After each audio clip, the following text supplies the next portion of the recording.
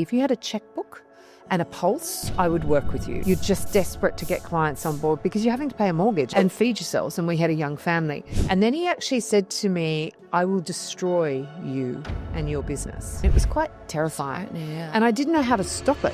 Don't start the work until you get paid. We changed our terms, and that turned our financial position around overnight. Welcome to the EO Business Podcast. I'm your host, Lynn Pedetti. This podcast is all about real conversations with entrepreneurs from Entrepreneurs Organisation, a global community of over 20,000 founders across more than 60 countries, building businesses that create impact beyond profit. Today, I'm joined by Natasha Hawker, Managing Director of Employee Matters and a respected leader in the Australian HR and recruitment space. Natasha has been a member of EO Sydney since 2025 and brings over 30 years of experience helping businesses hire, manage and exit employees with confidence and clarity. An Amazon best-selling author of From Hire to Fire and Everything in Between, Natasha is also a sought-after speaker, podcaster and media commentator. Through Employee Matters, she supports business owners with practical HR strategies, people management frameworks, and strong leadership foundations.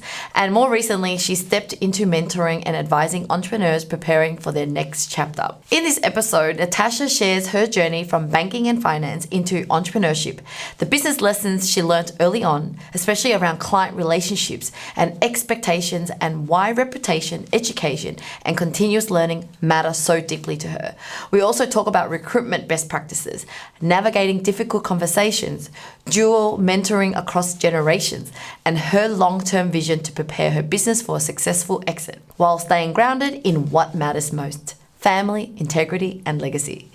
So let's dive in with Natasha. This episode is sponsored by Outsourcing Angel, your partner for skilled offshore staff in LinkedIn marketing, lead generation, customer support, and more. As a social enterprise, we donate 10% of profits to charity and provide heart-centered VAs who go the extra mile for your success. Visit outsourcingangel.com. Hi, Natasha. Welcome to the show. Thank you for having me, Lynn. It's great to be here. And thank you for the drive. You drove all the way to my house. That's beautiful. Well, first of all, welcome to the EO community as well. You joined late last year. Yes. How has it been for you? It's been great. I am finding I'm diving into every opportunity. Like I go to every training session and it's been fabulous. Well, you're a natural connector anyway, so thank you so much for always recommending us. Actually, we started off as, you being an amazing client as well, and it's so great to see you in the community now. It's good to be here. Yeah. Well, for today's podcast, we would love to deep dive into your entrepreneur journey. Take us back to your childhood. Have you always wanted to be an entrepreneur? How did you eventually get into the recruitment industry? Yeah, it's interesting. I don't think I was destined to be an entrepreneur from young. And I read books where I know Dan Sutherland says that it often shows up in kids when they're 5, 6, 7, that they already have that bent, and it's very clear that that's where they're going to end up.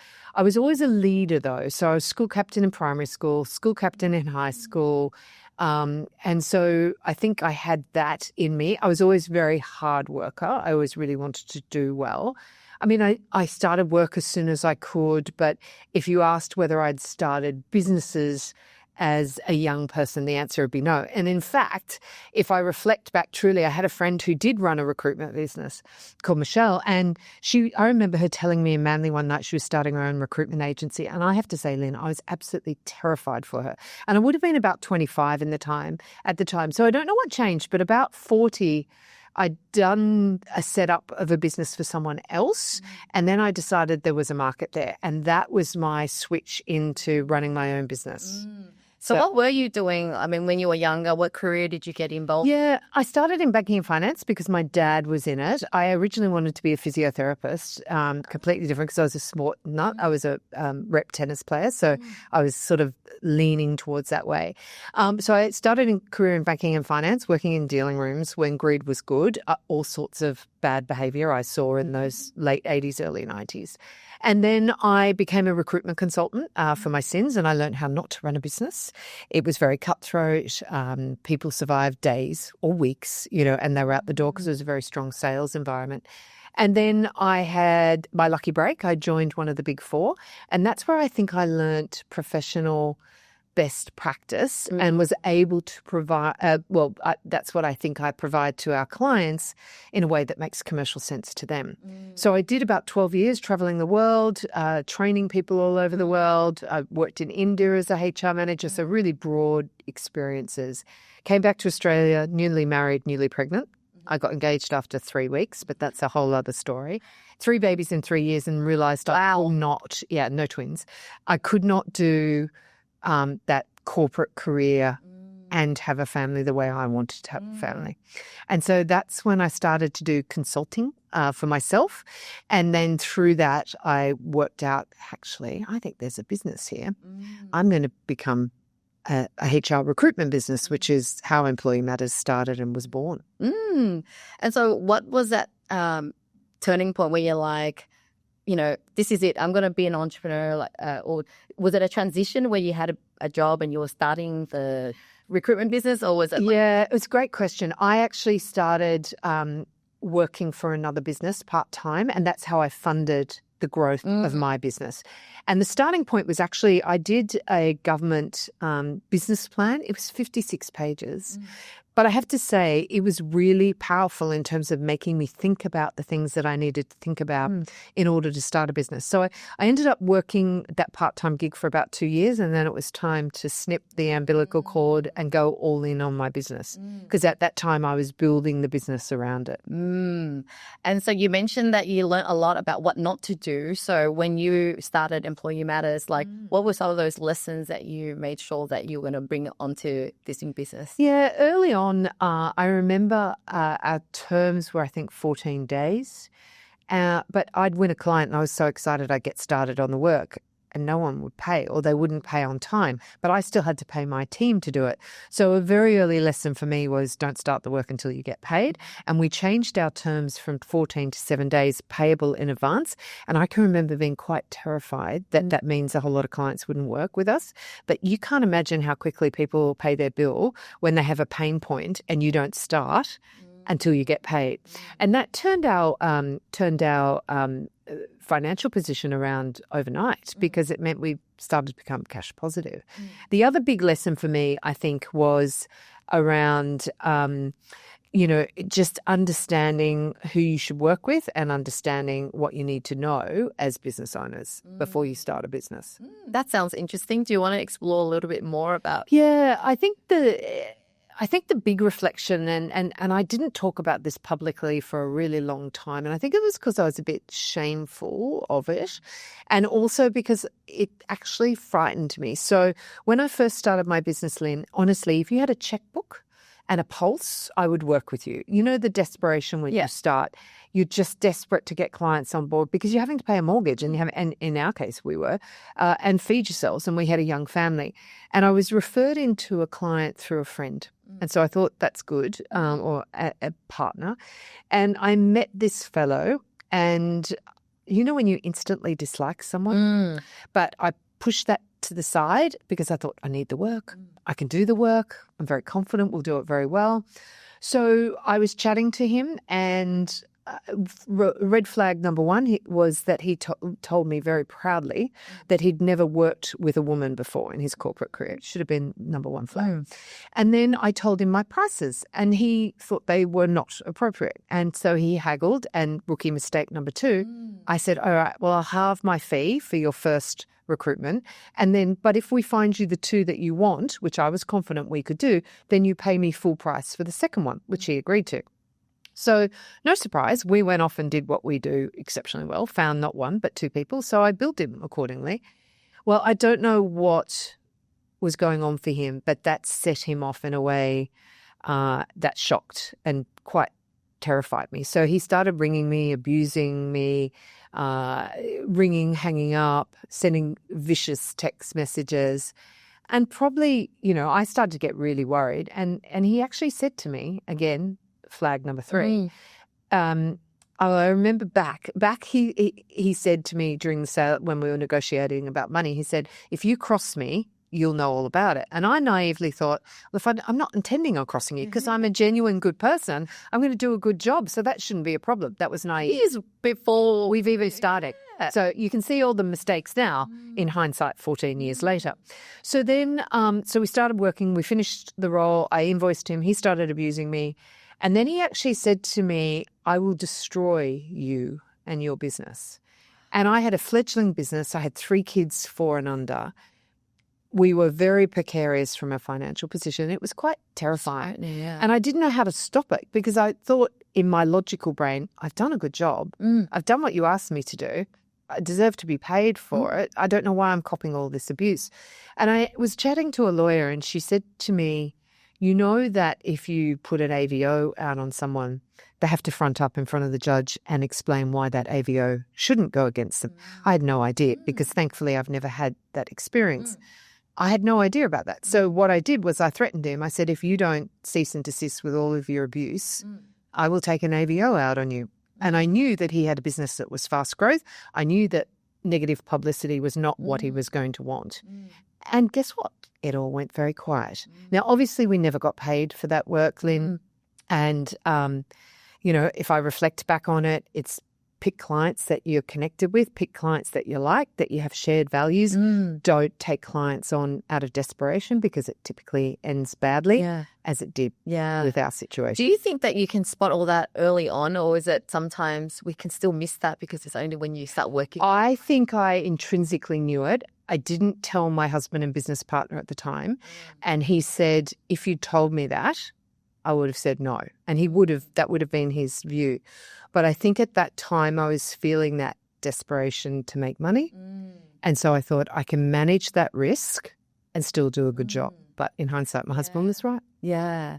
It always reminds me of when, you know, I'm working with clients and then you get some bad ones and then you know that you didn't do anything wrong, but then you're so scared that they might give you a bad Google review. So you're really having to bend over backwards, but they just don't deserve it. So it really does. It's so challenging as a business owner because you're really trying to do the right thing, keep your reputation, because one bad review could really tarnish the brand. It can. And I can remember avoiding his office block in the city when I was walking through the city in case I ran into him. So it had long-term repercussions. Are there any lessons similar to that we can learn in the employee side, considering you're in the recruitment? Yeah, great question. Look, I am so passionate about recruiting. I was a recruiter before I was a HR professional, and we do both, which is unusual for a consulting business to do HR recruiting. I'm firmly of the view that your employees are your greatest asset. They're also potentially your greatest liability and should be treated as such. And I don't think people invest the right amount of time and effort in their recruitment process. So what an exceptional recruitment process looks like for me is that you've got a really good job description, so you know what you're hiring. You know a sourcing strategy. Are you going to find them through LinkedIn, through people that they know? I'm firmly of the view that good people know good people, referrals. You write great ads. You give that candidate an amazing candidate experience, whether they get the job or not, because people remember how you make them feel, even if they don't get the job. But great interviews, you need to do a technical, behavioural and cultural interview. Technical, can they actually do the job? Cultural, are they a fit to your organisation? You know, what's the look, smell and feel of your organisation? How are people going to fit in? And behavioural, past behaviour indicates future performance. So if I pick Lynn up and put her in that same position in my business, how do I assess how she's going to work and perform? But then they don't do reference checks. Well, they don't do them well. So reference checks are not about just ringing anyone they tell you to. It's about who did you report to in that role at Outsourcing Angels? Oh, Lynn. Okay, well, I'm going to call Lynn. Why is Mary's name at the bottom? And lastly, psychometrics. I'm a massive fan of one called Harrison's Assessment. It says, is Lynn a fit to be a managing director? Here are the traits that make her a great managing director. And here are the traits that are desirable but not necessary, and here are the ones that don't matter. The example, So it actually matches it to the particular job. So the example I give with me is, give me an Excel spreadsheet. I'm not very good at it. I can do it, but it's not my greatest strength. Give me a microphone and an audience. I'm in heaven. This is what I like doing. Yeah. It engages me. It energizes me. So point me to the stuff I'm good at. And if you do need me to do an Excel spreadsheet, you may need to check that I've done it correctly. So, and then you need to set them up for success once they've joined. So have a great onboarding process. Your employees are at their greatest chance of leaving you in the first 6 months. And it's generally because they weren't inducted or their orientation wasn't done well. Very interesting. I'm going to check out that assessment. Sounds really cool. Often we hire someone and we can also smell that something's off now, but then you leave it there and you just let it linger, and then you're like, oh, why didn't I do something? Why do you think that happens to entrepreneurs like us? People avoid difficult conversations, even when you're really experienced. I'll give you a quick example. I flew into the UK on September the 4th, 2001, just before the trade centres were taken down.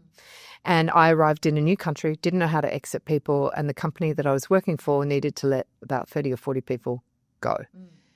And what I learnt was I was really good at having those conversations, and they can be done well. And what I found was often these partners who were literally rocket scientists, in the strategy arm of the business, couldn't have those conversations that were potentially very emotional. And there was a range. Sometimes people were really angry. Some people would get up and give you a hug because they were planning on leaving anyway, and you just paid for their MBA with their payout.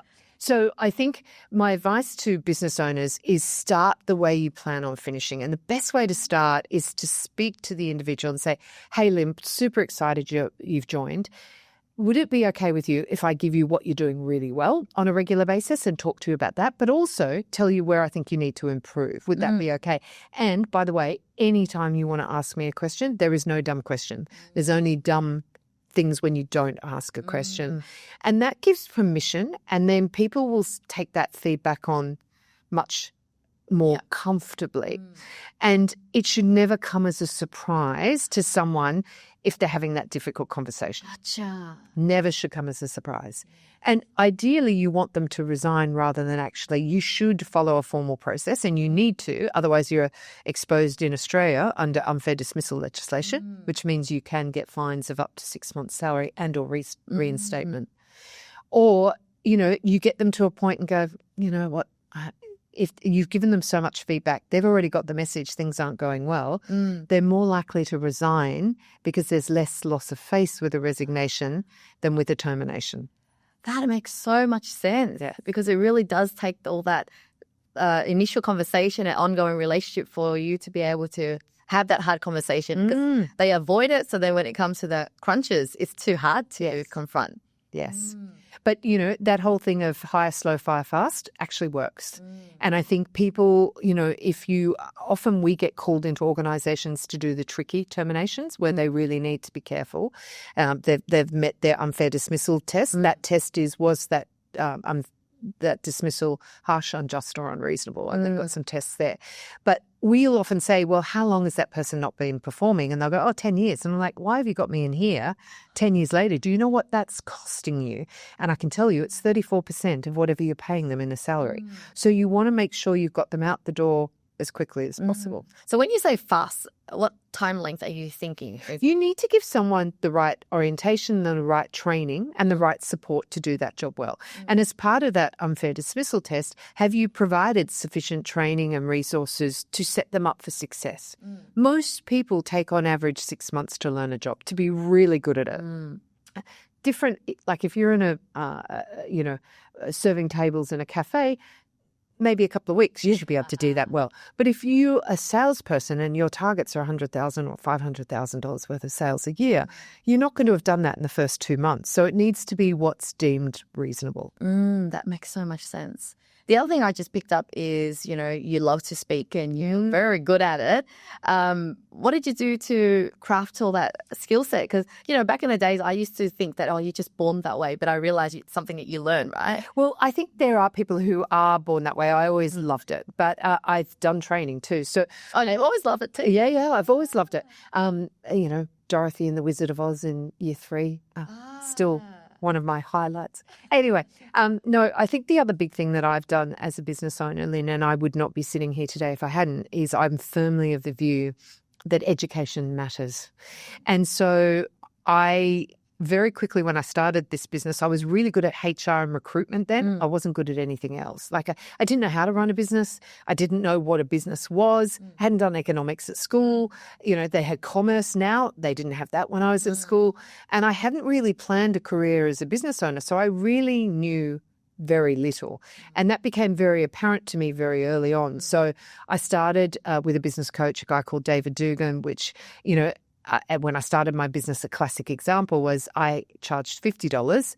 I paid, say, for argument's sake, myself $50 an hour, and I charged $100. And I was going out the back door in a rate of knots. And I learnt from David Dugan, third for wages, third for on cost, third for profit. Oh, yes, I've got to earn a profit. That might make sense. So that was a really good educational start to my journey. And then since then, I've gone and done media training. So I actually learnt how to present, and that's meant I've ended up on TV, on Sunrise, on ABC, on BBC. I went and did negotiation skills. Highly recommend the book Never Split the Difference. Yeah, Chris Voss. Voss. I did one-on-one training with one of his Black Swans, Derek Gaunt. Fabulous. Literally you sit down and he does a role play with you. I'm the bank robber. You're the negotiator. Let's play, which is terrifying. You actually feel like you're in that situation. And that has helped me. And I think a lot of female entrepreneurs in particular are not very good at asking what they're worth, and they tend to avoid conflict. Males do as well. That's given me a great framework for dealing with conflict or getting more of what I want, including getting upgraded at the Opera House to Class A seats. Wow. You use your negotiation skills. Using my negotiation skills. And then things like Simon Bowen, I learned how to do visual models that sell. I wrote a book with Dead, Becoming a Key Person of Influence. So I wrote a book called From Hire to Fire and everything in between. I would not have all of those things. And I've done my AICD and more. And now I'm doing EO. And EO is about, continuing that professional journey. Yeah. And the big tip I would give everyone, and the feedback that I get often, is I apply. I have a go. And I think many people are scared to have that first attempt when it's not going to be perfect, when you are going to make a bit of a fool of yourself. But you have to have a crack at it because you learn so much from that first experience. For example, after this, and I've been doing podcasts for years now, I will listen to this and I will learn from what I've done well and where I think my message has landed. And I'll also learn where I was too fast, or I didn't get the story out, or I didn't get the punchline out. So that's when I talk about 1, learn it, 2, try it, and then 3, review it. Have you always been that curious kid who loves to learn? And are you always that meticulous about reviewing yourself? That is very interesting. Yeah, I mean, I was a rep tennis player, so I was very passionate. I did well at school. I wasn't the brightest by any stretch, but I tried hard. And so I think the tennis brought that discipline because I trained 7 days a week. So I always knew that in order to get better, you needed to train. And since then, you know how we were chatting about Harrison's assessment, in that my self-acceptance is like a 91 or a 92 out of 100, which is off the Richter scales, which could mean I have an enormous ego. I don't, though, because my self-improvement is also off the Richter scale. I think I'm a 95 in self-improvement. So those two balance each other out. So whilst I'm okay with myself, but I'm continually trying to grow. Because there's a humility. I don't know everything. So I don't. know more. And I think another thing I would suggest is I think women are better at that, going, actually, I don't know the answer to that. A lot of the training I go to, I reckon the room's filled with 70% women. Because they're actually okay to go, actually, I don't understand that. I'm going to go and learn about it. And I would encourage people, because I think people get complacent. They've done their degree, job done, I've got everything I need to know. I actually think as we get older, we need to invest more in our training and development. Such a great different attitude, because often people think, well, I've done my time and I'm getting older now, so I should wind down. Yeah. And it's such an interesting argument. You're saying it should be more. Yep. More, not less. And the other thing, just quickly on that, is because I think it's such an interesting time at the moment. We've got 5 generations of employees in the workplace, from your baby boomers down to your Gen Xers. Now, they are poles apart, in terms of their demographic, their approaches to work. And I talk about something called dual mentoring. So why wouldn't you put a baby boomer or a Gen X like I am with a Gen Z to do a project together? And that was one of the things I learned on EO as well with Smiley the other day. I talked about dual mentoring, and I think it's so powerful when you put the generations together, because the more senior person learns about social media, for argument's sake, and the more junior person has an opportunity to learn, like, it will never be like this again. It will change. It's cyclical. It all comes about. So there's a real power. Kind of wisdom and nutrient kind of learning. Oh my God, I love that. And, even coming on a podcast, often people go, I'm too shy. I don't know what to say. Having done some media training and, the power of, being on videos and it broadcasts and it shares your message and social impact. What advice would you give to someone that wants to, but yeah, so two things. One is do the training. So even though I was confident enough to talk, it's the framework. So point, proof, process, pump it home is sort of the framework you should be using. Because if a journalist asks you a question, what do you think about that?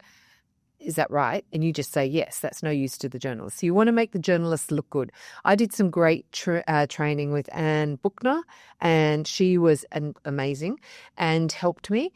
And that has really enabled me to get on to Sunrise, and they keep asking me back. And the reason why they keep asking me back is because I deliver in a way they say their audience understands.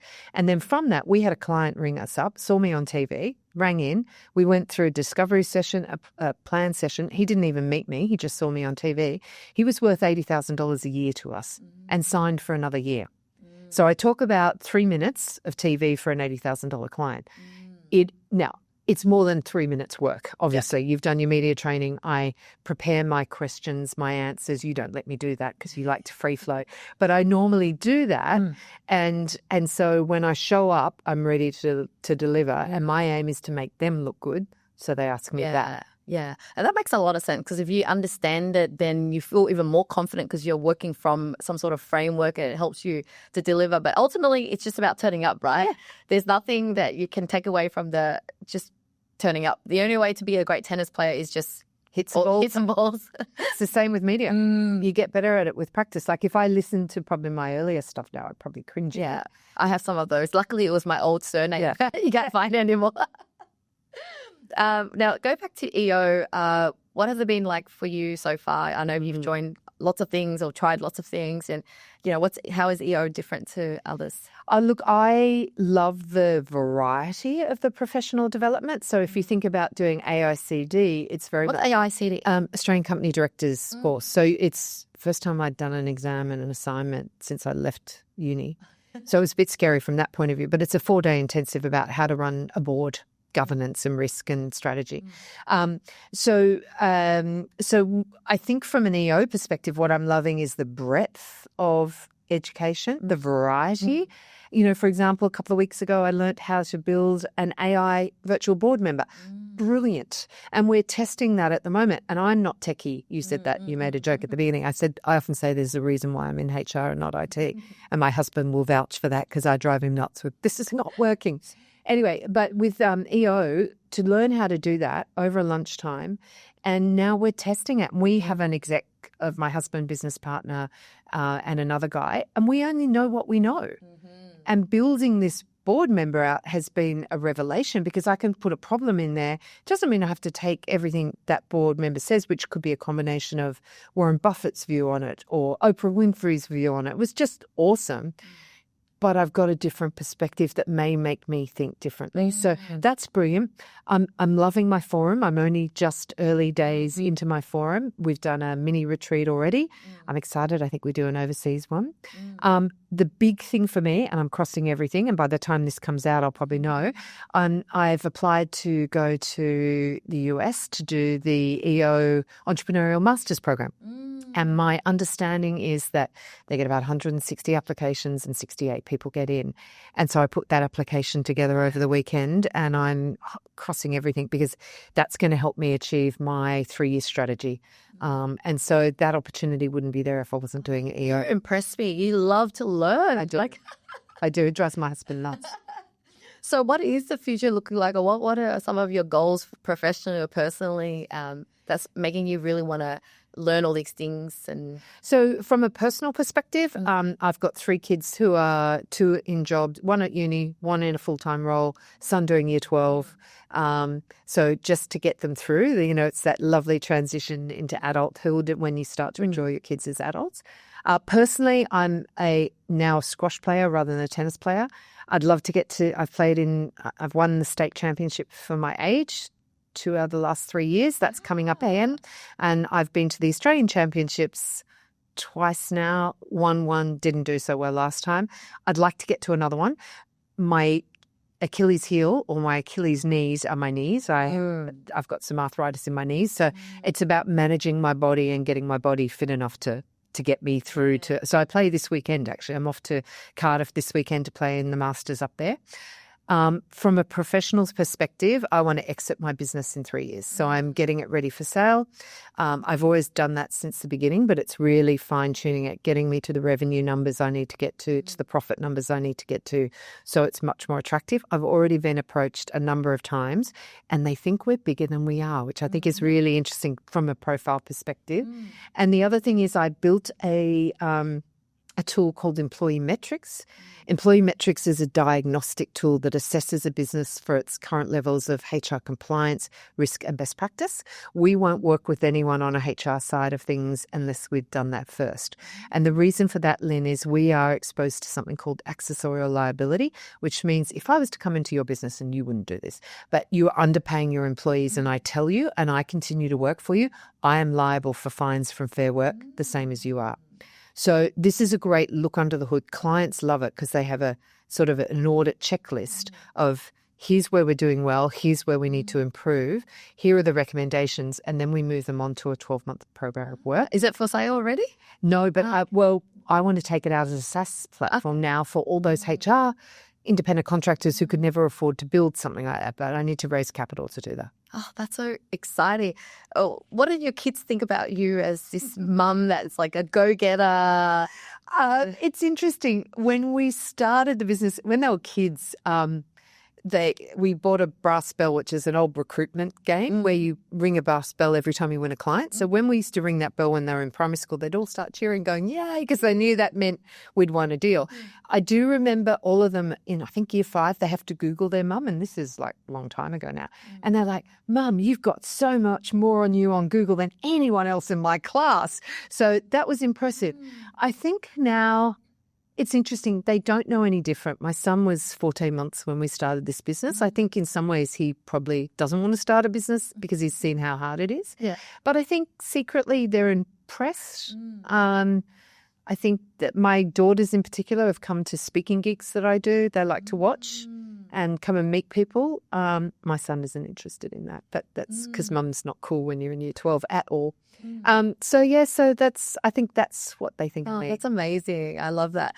How do you structure your day? How do you fit it all in, you know? I used to play squash at 7 in the morning. I play at 6, except the fellow I play with is not a member of the club, so I can't go in any earlier.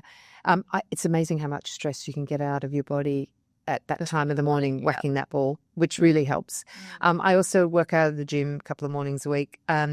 But fitting it all in, I run a Kanban wall, which is a theory of options doing done. And I have it on Post-it notes. And so anytime I get an idea, I just scribble it down and put it into the options. I only have 3 in the doing. I run a very good diary, and I have a girl that works for me called Kathleen, who you know very well, who runs my personal life and my business life. She is amazing. And my productivity is increased tenfold working with her. Have you always been a productive person like this? You've been very structured. Yes. And how important is it to have this kind of structure? For me, if I have a messy desk or if I am quiet, I don't work. I get a buzz out of being busy and having too much to do. My brother, who's a doctor in Canada, he teases me all the time. He's going, have you got a list for that, Natasha? I'm going, of course I do, because it also gives me enormous satisfaction when I'm crossing stuff off. So at the end of the week, my Kanban wall, I pull together all of the Post-it notes that I've done and I staple them and put them in a file. And then I look at it at the end of the month or the end of the quarter to see how much stuff visually I'm getting done. Oh, you sound a little bit like me. Yeah. So looking back at your whole life journey and, you know, if you were to describe the old Natasha, the young Natasha, what was she like compared to the Natasha now? I don't think I'm that much different, to be honest. I've always been driven. I've always been a hard worker. I've always liked to learn, and I'll always give something a go within a range. Like I wouldn't jump out of a plane. So, actually interesting in AICD, as part of that Australian Company Directors course, they do a risk assessment, and they say, "Do you speed in a car?" And I'm sorry, I do. The kids always say, "Mum, you drive too fast." I do defensive driving stuff and left foot braking and stuff, but I do push it. But would I jump out of a plane? Absolutely not. And they ask you to rank that risk and how you see. And some people see driving a car as hugely riskful. And to be honest, more people die in car accidents than they do jumping out of a plane. But I would never jump out of a plane. So, but back to whether I'm the same or different. I've always been very authentic. What you see is what you get. And I was reflecting the other day on early on in the business. I'm interviewing people in cafes who are senior HR people to come and work for me. They don't know me. At that time, Employee Matters had no reputation, brand or image. Why would they choose to take that risk? And I asked some of them and they said, because you were so passionate about what you do and authentic that weighing it up, it was worth taking the risk to work with you. And I thought that was really interesting because they were obviously comfortable enough to, and these are people who'd worked for big corporates. My old boss, 3 of my old bosses have come and worked for me. I sense also confidence. You're so confident. Yeah, I mean, that's not to say I don't sometimes wonder whether I can do it. I do. But yeah, I've always had a natural sense of confidence. I think that was my parents instilled that in me early on. They grew up, my mum used to talk about the fact that they were seen and not heard at the table at the dinner house, where my house, when we grew up, we had dinners together all the time and ferocious debate was part of it. So they were quite intentional about how they were going to raise you up so. to make sure. Very good manners, hard work. We had chores from when I could remember, and the same with my kids. My kids have been doing chores, and they often say, You pay or you don't pay? I know the question mark. No, so we don't pay. It didn't. And I used to say, we're running a business. We don't have time, except I'll tell you one thing we did pay for. So they had to unload the dishwasher, make the bed, cleanse their rooms, tidy up after dinner, all that stuff. To me, that was just part of running a family when you've got 5. The job that we did give them is when I wrote that book, and so that has a letter in it and some bookmarks and ribbon. They're all personally signed, and each of them has taken the job on as they've been from the oldest down to the youngest of pulling those books together. And my son last year was struggling to get work, and he did it last year, and now he's got 2 jobs that pay him exceptionally well, so he's not interested.